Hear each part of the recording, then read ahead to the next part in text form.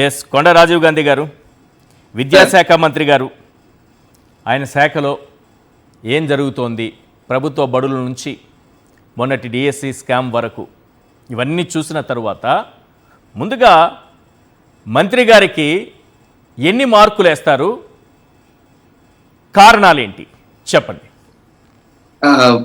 ఈశ్వర్ గారు, మీకు, రజనీ గారికి, రామ్నాథ్ గారికి, సాక్షి టీవీ న్యూస్ ఛానల్ వీక్షకులందరికీ కూడా నా హృదయపూర్వక నమస్కారాలు. Good evening one and all.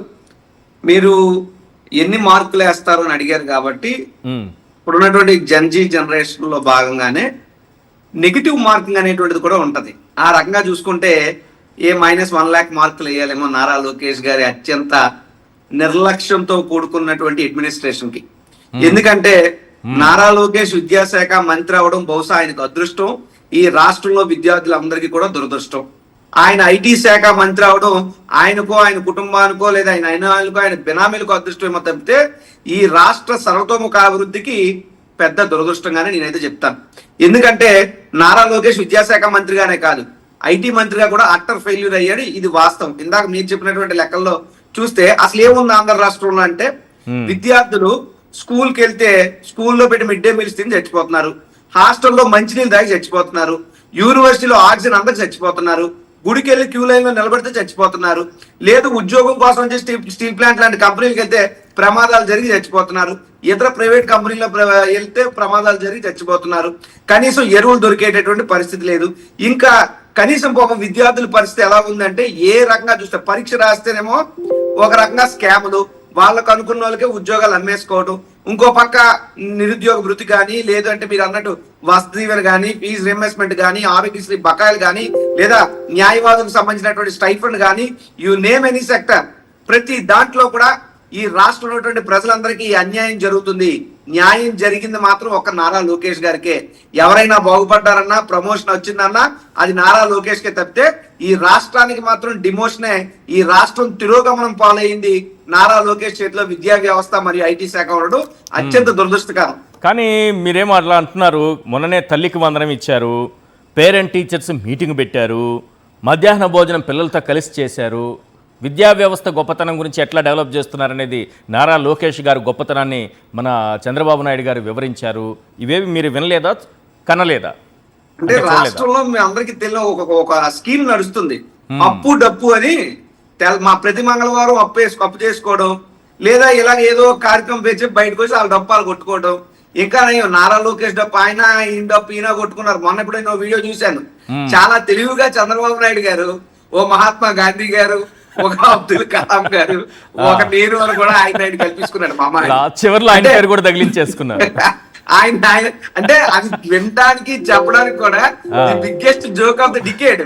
ఎవరన్నా బుర్రన్నాడు అలా చెప్తాడు సార్. ఒక అంబేద్కర్, ఒక మహాత్మా గాంధీ, ఒక అబ్దుల్ కలాం, నేను, మేమంతా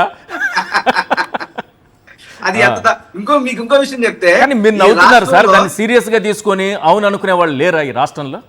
ఎవరన్నా అనుకుంటారు సార్, తప్పు సార్ అది. అంత అంత ఆయన మహాత్మా గాంధీ స్థాయి కాదా, అంబేద్కర్ స్థాయి కాదా, అబ్దుల్ కలాం స్థాయి కాదా? ఆయన కాలు కోటి పనిచేయడు చంద్రబాబు నాయుడు గారు. ఈయన రాజకీయ నాయకుడు వేరు. అసలు ఎప్పుడైనా ప్రజలు వింటున్నారని అనుకోవటం అమాయకత్వం. ప్రజలు గమనిస్తారు, వినడమే కాదు గమనిస్తారు, ఆలోచిస్తారు, ప్రశ్నిస్తారు, తిరగబడతారు, పోరాడతారు, అనుకున్నది సాధిస్తారు. దానికి నిన్న కాక మొన్నే మనం చూసాం ఢిల్లీలో ఏం జరిగిందో. సార్ నేను చెప్తున్నా, అక్కడ ధర్మేంద్ర ప్రధాన్ గారికి దిక్కులేదు సార్. ఈయన రాష్ట్ర శాఖ మంత్రి. నిజంగా ఈ రాష్ట్రం ఉన్నటువంటి యువత అంతా కూడా కదిలితే రగిలితే ఏమవుతుంది ఈ రాష్ట్రం?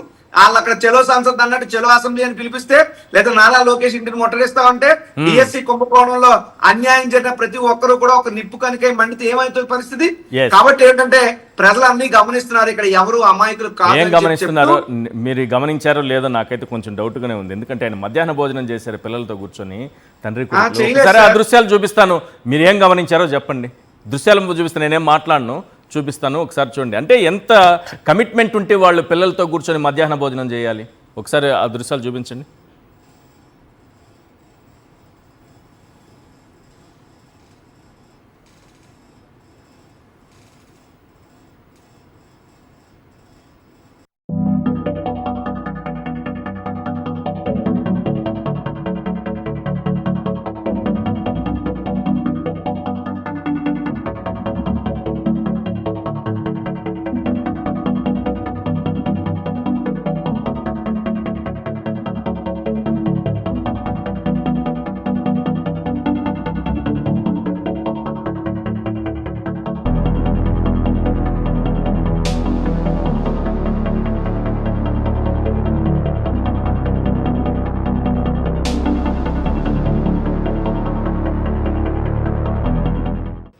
రైట్. కొండ రాజీవ్ గాంధీ గారు అంతటి నిబద్ధత, ఇంతటి కమిట్మెంట్ ఉన్నటువంటి నాయకుల్ని మీరు గమనించలేదేమో, వాళ్ళు చూసారా?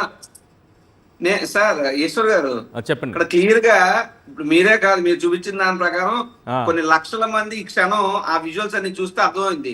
అక్కడ ఉన్న అందరి పిల్లలు కూడా అన్నం నోట్లో పెట్టుకున్నారు, ఒక్క నారా లోకేష్, నారా చంద్రబాబు నాయుడు గారు తప్పితే. అంటే ఇది ఒక ఆర్ట్ సార్, ఇది నారా వారికి చిటికిన వేలంత భోజనం సార్. ఇంకొకరు స్పూన్ తో ఇలా కొడుతూనే ఉన్నారు చంద్రబాబు నాయుడు గారు. మీకు అందుకే చెప్తున్నాను, మీకు నారా వారికి ఉన్నటువంటి ఆర్ట్ కొన్ని ఉంటాయి సార్, అది ఎవరికి రావు. అదేంటంటే అన్నం ప్లేట్ లో ఉంటది, ప్లేట్ లో స్పూన్ ఉంటది, కానీ మెతుకు నోట్లోకి వెళ్దు, అదొక ఆర్ట్. స్టవ్ వెలిగించకుండా చేపల కూర వండేస్తారు, అది ఇంకొక ఆర్ట్. ఎండిన నేలలో వరి నాట్లు వేసేస్తారు, అది ఇంకా పెద్ద ఆర్ట్. ఈ రకంగా చూసుకుంటే ఇలాంటి రకాలైనటువంటి ఆర్ట్లు, ఈ పబ్లిసిటీ అంతా కూడా చంద్రబాబు నాయుడు గారికి వెన్నుపోటుతో పెట్టినటువంటి విద్య.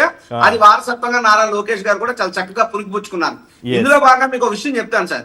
మాట్లాడితే చంద్రబాబు నాయుడు గారు కానీ నారా లోకేష్ గారు కానీ 23 నెలల్లో 23 లక్షల కోట్లు పెట్టుబడులు వరద వచ్చేసింది అన్నారు. వెనకాల భజన మండలం, మంత్రి మండలం అర్థం కాని కూడా వరద అన్నారు. కానీ ఇది వరద కాదు, మీరంతా అది పెద్ద ప్రచార బురద, ఇది పరిస్థితి అని చెప్పి ఇందాక మీరు చూపించినటువంటి లెక్కలు ఉన్నాయి కదా, అవన్నీ సాక్షాత్ పార్లమెంటే చెప్పింది. సో పార్లమెంటు, కేంద్ర ప్రభుత్వం ఇచ్చినటువంటి రిపోర్ట్ కార్డ్ లో కూడా నారా లోకేష్ ఫెయిల్ అయిపోయాడు అన్నటువంటి విషయం వాస్తవం.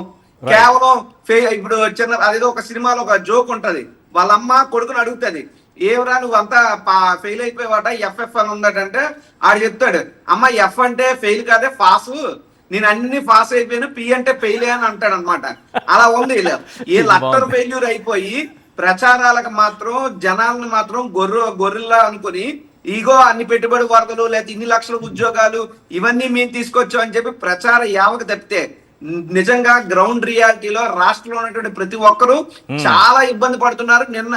మీరు నిన్నే చూడొచ్చు, నిన్న ఇదే పేరెంట్ టీచర్ మీటింగ్ లో చంద్రబాబు నాయుడు గారు పక్కన కూర్చున్నట్టు ఒక విద్యార్థి ఎందుకు చనిపోవాల్సి వచ్చింది అంటే ఏం జరుగుతుంది ఆంధ్రప్రదేశ్ రాష్ట్రంలో సార్? మీరు చెప్తే నమ్మరు సార్. ఇందాక నేను ఒక బహుశా ప్రజాశక్తి పేపర్ లో చూశాను, గడిచినటువంటి 2 ఏళ్ల కాలంలో మీరు నమ్మరు సార్, 972 స్కూల్స్ మూతపడ్డాయట. అవును. అంటే మరి ఇదంతా నారా లోకేష్ ఫెయిల్యూర్ కాదా? మా విశాఖపట్నంలో మేఘాద్రిగడ్డ అనే దగ్గర ఒక గురుకుల బాలికల పాఠశాల ఉంటే ఆ పాఠశాల తీసేస్తుంటే మొయ్యద్దు మహాప్రభు అని గడిచినటువంటి 10-15 రోజుల నుంచి రోజు తల్లిదండ్రులు, స్థానికులు మొరపెట్టుకుంటూనే ఉన్నారు. అయినా సరే నిరంకుశత్వంతో దాన్ని మూసే ప్రయత్నాలు ప్రభుత్వం చేస్తుంది. అంటే ఈ రాష్ట్రంలో ఉన్నటువంటి పిల్లలు చదువుకోకూడదు, చదువుకుంటే తెలివితేటలు వచ్చి ప్రశ్నించి ఉద్యమాలు వస్తాయని ఏమైనా భయం పట్టుకుందేమో. ఈ రాష్ట్రంలో ఉన్నటువంటి భవిష్యత్తుని, విద్యార్థులే రేపు భవిష్యత్తు తరాలని అంటాం కదా, ఆ భవిష్యత్తు తరాలను విద్య లేకుండా నాశనం చేయాలనేటువంటి లక్ష్యం ఏదో చంద్రబాబు నాయుడు గారు, నారా లోకేష్ గారు ఏమైనా పెట్టుకున్నారేమో. మరి ఈ రకంగా విద్యా వ్యవస్థని వాళ్ళ చేతలారా వాళ్ళే నాశనం చేస్తున్నారు. రైట్. ఇంత ప్లేట్లో, పెద్ద ప్లేట్లో అంత చిటికిన వేలంత అన్నం పెట్టుకుని దానికి ఒక స్పూన్ పెట్టుకుని ఇట్లా కొట్టుకుంటూ కూర్చున్నారు ముఖ్యమంత్రి గారు. లోకేష్ గారికి ఖాళీ ప్లేటే ఏవో కొన్ని కర్రీస్ ఏవో 1-2 కనిపిస్తున్నాయి అందులో. ఆయన దాన్నే నలుపుతూ దాన్ని ఇలా కలుపుతూ మాట్లాడుతున్నారు. ఎందుకు వీళ్ళు తినట్లేదు? ఒకటి, జగన్మోహన్ రెడ్డి గారు కొన్ని ఆధారాలతో సహా చెప్పారు, ఈ మధ్యాహ్న భోజనం చిన్న ఒక పాయింట్ సబ్మిషన్ సార్, ఒక point submission just 10 seconds. Jaganmohan Reddy గారి టైంలో గోరు ముద్ద, చంద్రబాబు నాయుడు గారి టైంలో ఘోరమైన ముద్ద. అంతేనా? ఆ జగన్మోహన్ రెడ్డి గారు పెట్టినటువంటి గోరు ముద్ద తింటే పిల్లలు చాలా ఆరోగ్యంగా, బలంగా ఎదగడానికి గాని, ఆరోగ్యంగా ఉండడానికి గాని ఉపయోగపడుతుంది. కానీ ఇలా పెట్టినటువంటి ఇప్పుడున్నటువంటి మిడ్ డే మీల్స్ ఇంకోటి తింటే పిల్లలందరూ హాస్పిటల్ పాలయ్యే పరిస్థితి ఉంది. అందుకే చంద్రబాబు నాయుడు గారు, లోకేష్ గారు నటించి వెళ్ళిపోయారా తిన్నట్టు? అందుకనే వాళ్ళు తినలేదు. పిల్లలు తిని హాస్పిటల్ పాలైపోతున్నారు కాబట్టి వీళ్ళు ఏమన్నా అందులో ఏముందో ఏం బాగోలేదో మనం ఎందుకు తినడం అని చెప్పి నటించి వెళ్ళిపోయారు తండ్రి కొడుకు.